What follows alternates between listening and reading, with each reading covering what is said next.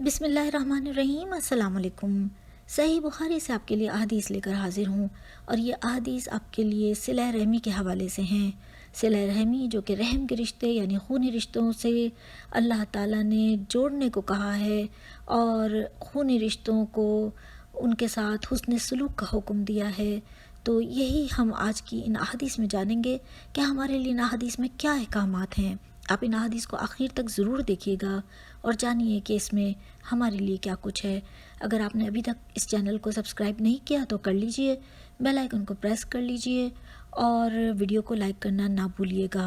احادیث کو آگے ضرور شیئر کیا کیجئے کیونکہ یہ صدقہ جاریہ ہے۔ تو آئیے پہلی حدیث جان لیتے ہیں۔ آپ صلی اللہ علیہ وسلم نے فرمایا، رحم رشتہ داری رحمان سے ملی ہوئی شاخ ہے۔ جو شخص اس سے ملے میں اس سے ملتا ہوں، اور جو اس سے قطع تعلق کرے میں اس سے قطع تعلق کرتا ہوں۔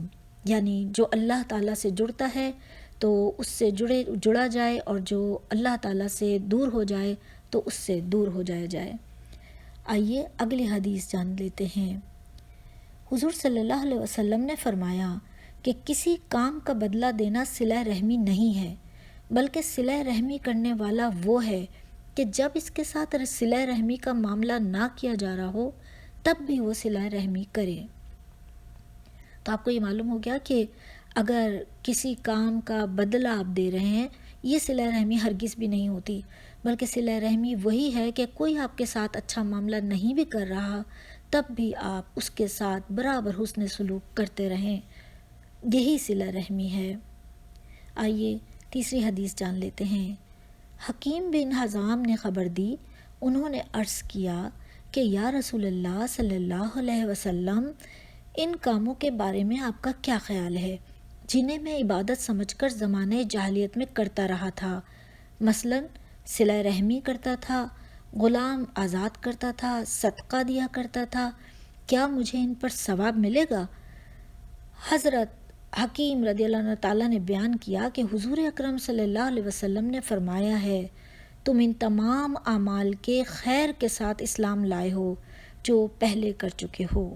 یعنی یہ نیک کام تھے اور یہ نیک کاموں کے ساتھ ہی تم ایمان میں داخل ہوئے ہو۔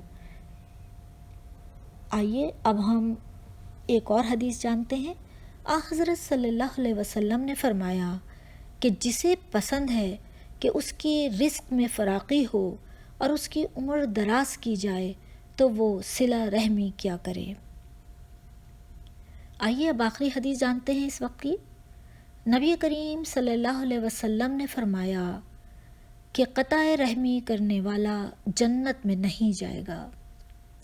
یہ تمام احادیث آپ نے سنی، امید ہے کہ ان احادیث سے آپ نے بہت کچھ حاصل کیا ہوگا۔ مجھے دعاؤں میں یاد رکھیے گا۔